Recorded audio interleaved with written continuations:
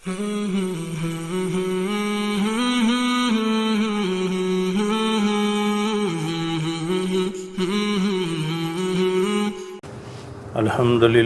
نحمدہ نصلی علی رسولہ الکریم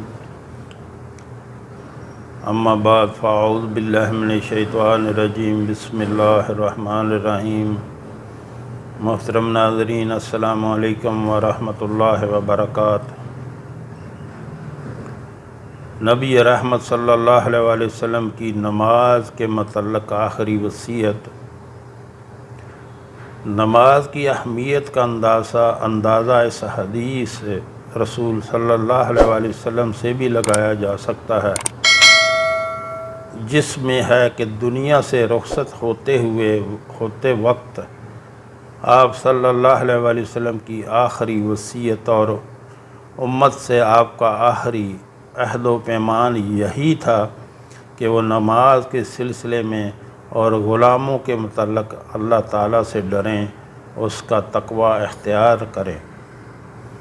سیدنا انس بن مالک رضی اللہ تعالیٰ عنہ فرماتے ہیں، آخری لمحات زندگی میں بوقت رحلت رسول اللہ صلی اللہ علیہ وسلم کی عام وصیت اور امت سے آپ کا آخری عہد و پیمان یہی تھا کہ وہ نماز کے متعلق اور غلاموں کے متعلق اللہ سے ڈریں۔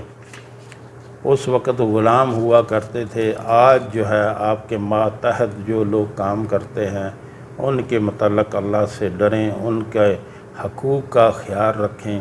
جو آپ کے گھروں میں کام کرتے ہیں یا آپ کی فیکٹریز میں کام کرتے ہیں یا آپ کی دکان میں شاپ میں کام کرتے ہیں، آپ ان کے حقوق کا خیال رکھیں، ان کے اوپر زیادہ بوجھ نہ ڈالیں، ان سے اتنا ہی کام لیں جتنا آپ اس کو مزدوری دیتے ہیں، اس سے زیادہ آپ ان سے کام لیں گے تو ظلم ہوگا، زیادتی ہوگی۔ اور اس کے حقوق کا خیال رکھیں، اس کے کھانے پینے کا، اس کا ہر طرح کا خیال رکھنا چاہیے۔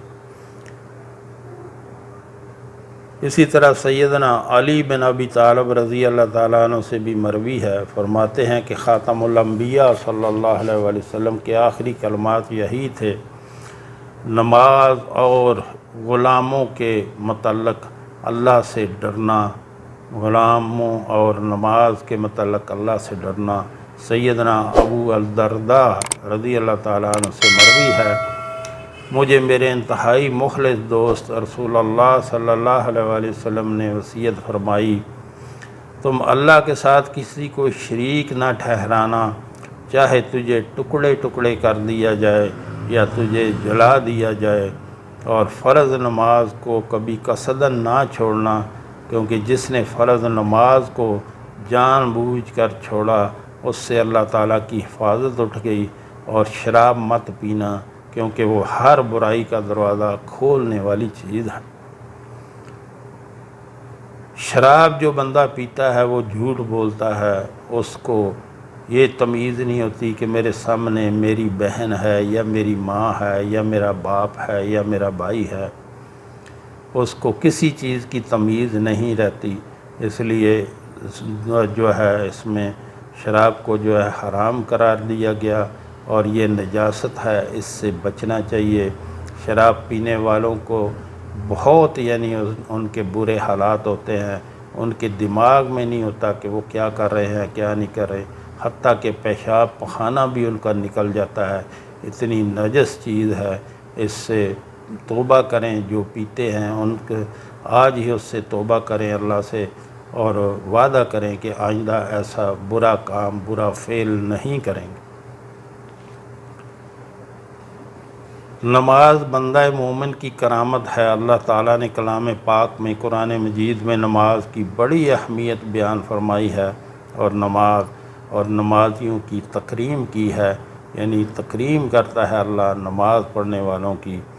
اور فرمایا ہمارے کریم رب نے، قد افلح المؤمنون الذین هم فی صلاتہم خاشعون والذین هم علی صلواتہم یحافظون، یقیناً ان مومنوں نے فلاح پا لی جو اپنی نماز میں خشوع اور خضوع اختیار کرتے ہیں، اور جو اپنی نمازوں کی حفاظت کرتے ہیں۔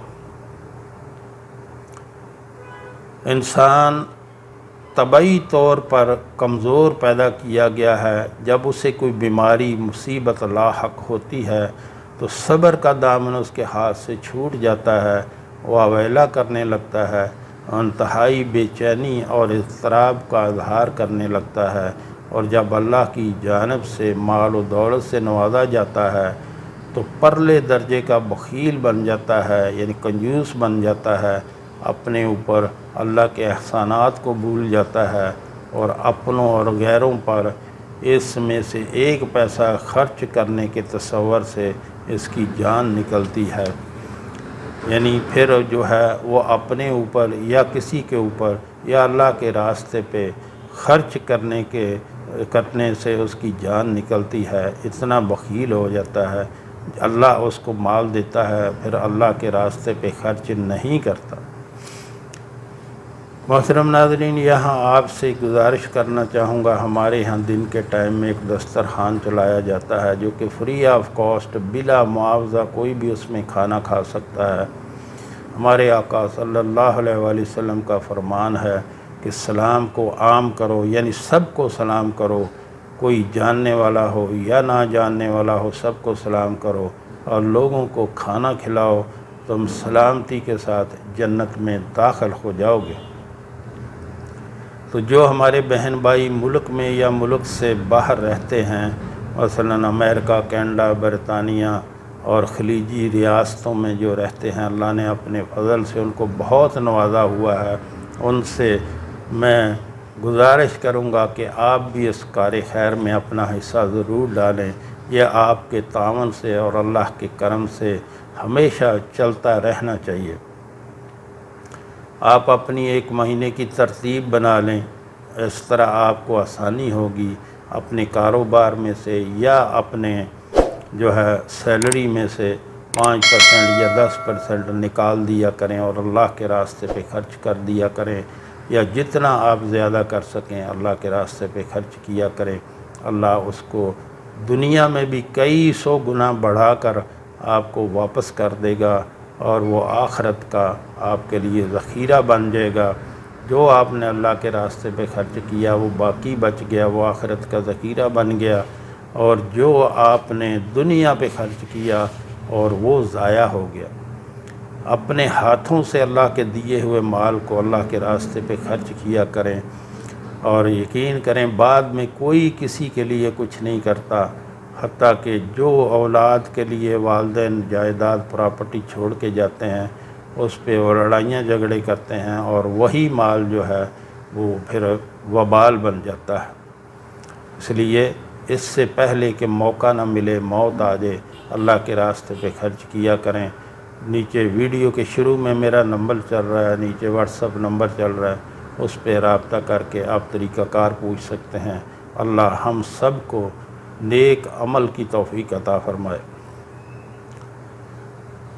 اور ارشاد باری تعالیٰ ہے، ان الانسان خلق حلوعا اذا مسہ الشر جزوعا واذا مسہ الخیر منوعا خیر منوعا۔ سورۃ المعارج آیت نمبر 19 سے 21۔ ان الانسان خلق حلوعا اذا مسہ الشر جزوعا واذا مسہ الخیر منوعا۔ بے شک آدمی جزا و فضا کرنے والا ہے اور خریص پیدا کیا گیا ہے، جب اسے کوئی تکلیف پہنچتی ہے تو فوراً گھبرانے لگتا ہے، اور جب اسے کوئی نعمت ملتی ہے تو بڑا بخیل بن جاتا ہے۔ آیت 22 سے 35 تک اللہ تعالی نے جزا فضا اور شدت و حرص و طمع سے شفا پانے کے لیے نسخہ کیمیا کو بیان فرمایا۔ اللہ تعالیٰ نے فرمایا کہ دونوں بیماریوں سے اللہ تعالیٰ اس کو شفا دے گا۔ الا المصلین الذین هم علی صلاتہم دائمون والذین هم علی صلاتہم یحافظون اولئک فی جنات مکرمون۔ یعنی سوائے ان نمازیوں کے جو اپنی نمازوں کی پابندی کرتے ہیں، اور جو اپنی نمازوں کی حفاظت کرتے ہیں وہی لوگ جنتوں میں معزز اور مکرم ہوں گے۔ یہ نماز والوں کی جو ہے یہ تکریم کر رہا ہے اللہ تعالیٰ، یعنی جو لوگ اپنی 5 گانہ نمازیں شروط و ارکان کا التزام کرتے ہوئے خشوع اور خضوع، طمانینت، رکوع، سجدہ اور قیام میں اعتدال کا لحاظ کرتے ہوئے ان کے مقررہ اوقات میں ادا کرتے ہیں۔ مفسرین لکھتے ہیں آیت میں نمازوں کا اہتمام کا ذکر دوبارہ آنا نماز کی فضیلت اور دیگر اعمال صالحہ کے مقابلے میں اس کی عظمت و اہمیت کی دلیل ہے۔